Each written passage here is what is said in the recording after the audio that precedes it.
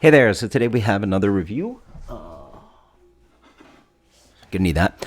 This is a beer courtesy of Bob from Funky Brewing. So he's a home brewer, and he decided to send some stuff out. And this is a fruited Berliner Weiss. So it is 40% two-row, 40% white wheat, 40% flaked wheat with 6 pounds of a mix of raspberries, blueberries, blackberries. He has a 10-minute Galaxy edition, and then a Galaxy Whirlpool edition. Okay, interesting. Galaxy's pretty high alpha. Yeah, but like those low amounts, yeah, whatever. Probably trying to accentuate some berry flavors from Galaxy. I don't know. Galaxy for me doesn't really have that. It's more tropical, but the thing is beer anyway. I mean, I assume it's mostly just relying on the fruit. Beautiful color on that. Looks pretty proper. There's wonderful purplish hue to it, like fuchsia. I don't know what you call this. Wonderful head. Looks really good. It smells pretty good. I mean, that's yogurt and jammy for days. So he doesn't post his souring process. I mean, some kind of kettle sour. I think he emailed me saying this is supposed to be Catarina style sour. That's one of the BJCP styles. I still believe it is. Yeah, it was for a minute, and I still think it is. Which pretty much means it's inspired by South America and their interesting use of fruits. But in American layman's terms, it's like fruited Berliner Weiss, which is a little bit easier. So don't worry about the Catarina and all this other stuff. Audrey, can you not touch that? Thank you. So yeah, very yogurty. So whatever blend he's using. Then again, I've heard of both professional brewers and home brewers using just pretty much like probiotic yogurt product, which does have lactobacillus in it. Yeah, I mean that's literally the whole point. You're taking this probiotic yogurt stuff, right? The lactobacillus part of your gut biome, which is also the souring bacteria that makes your simple kettle sour beers, and also your other sour beers, along with other microorganisms. Anyway, super jammy. I would have guessed there's maybe strawberry in here too, but yeah, blackberry, raspberry, blueberry, jammy, but very yogurty on the tone, like very dairy heavy. Okay, 4.4%. Yeah, pretty good. Nice, like reasonable medium acidity up front. Nice jammy fruit quality. I feel like the fruit doesn't linger as long as it could. I feel the fruit might be. Well, I guess actually I should have the BJCP open just to go through it, but let's not judge it like a BJCP. Let's judge it for the beer itself, which I don't know if it helps you, Bob. I'm sorry, because like ideally you want to throw into like maybe beer competition, like you want this to be judged as Catarina style sour, but I'm just gonna do my objective regular assessment on this beer. The beer in general lacks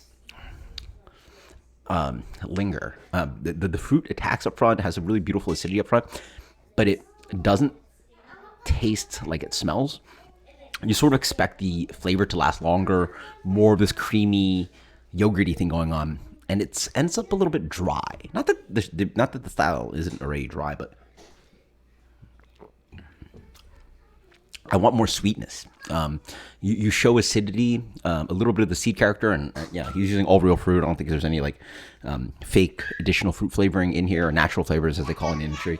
But I feel he could have maybe used that, and then also just something maybe like, I mean, there's 60% wheat in this guy, but for some reason the beer ended up fermenting very dry, and doesn't seem like it has as much like dextrins and proteins, like mouth complementing compounds to help the beer out. So it seems a little. The carb seems fine, but the beer's just a little short. I mean, maybe bump up the ABV to like 5.5. Maybe use a different yeast strain that's maybe a little less attenuative. Maybe back sweeten with some berries, because I assume this was fermented all the way through. Again, if your goal here, Bob, is to get a really nice, dry, crushable 4.4% beer, does a great job. This is, I mean, again, my analogy is always like, how is this tasting as macro lager? It just crushes. Like this tastes like, diet. It tastes almost like, let me think, how do I compare it?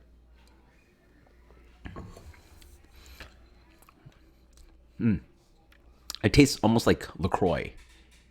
See, I guess that's a problem with the beer. It tastes a little bit too much like LaCroix, where you want it to sort of taste more like soda. Is that a good analogy? Like soda has like all these other compounds and sugar and all this stuff. When you drink LaCroix, you're like, all right, I'm drinking hard seltzer with this like hint of natural flavoring. Obviously using real fruit here, but it doesn't have like the show power that it could. For 4.4%, granted, this is a lot of flavor compared to a macro beer, right? This is tons and tons of flavor, tons of fruit. You taste the blueberries, you taste the seeds even a little bit. I don't know how you get the seed flavor in here, but I feel like I've had other commercial sours where the seed flavor really shines, and I find that's super important to add a complexity to the beer. Oh, but there's no, yeah, there's seeds on all these berries, yeah, like at least blackberry, raspberry, maybe not the blueberries, right?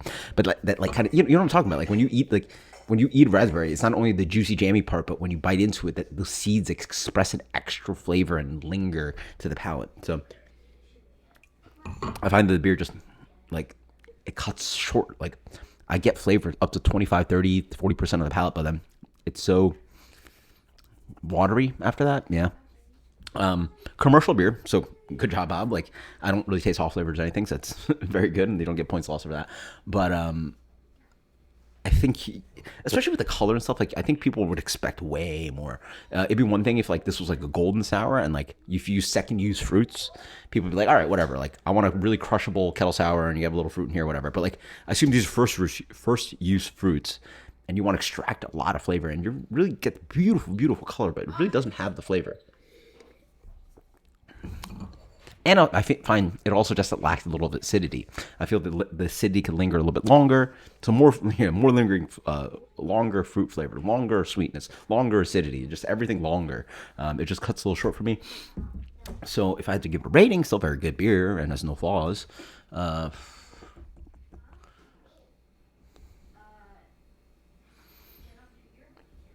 Let's go with the.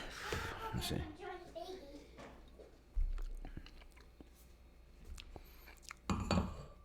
Yeah.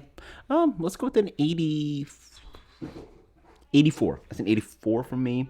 Thank you, Bob, for your Fruit of Berliner. I think that's a good rating. 84, that's a good rating. I think, again, really good examples. This can easily get to the B plus, A minus, A.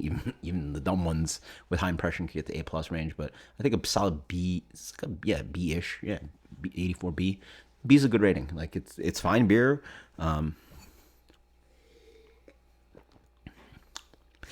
It's still a little short. All right, sorry, Bob. I'm gonna drop it down to an 82. 82 for the Berliner. Again, huge compliments to make commercial tasting beer. Like if you got this at a brewery, you'd be like, cool, that's what they got. Like that's what they taste. And then yeah, and it's just a crusher. Like you don't have to really think too much about this beer. Just like really nice fruity, no, not too much sweetness, not too much acidity, not too much body.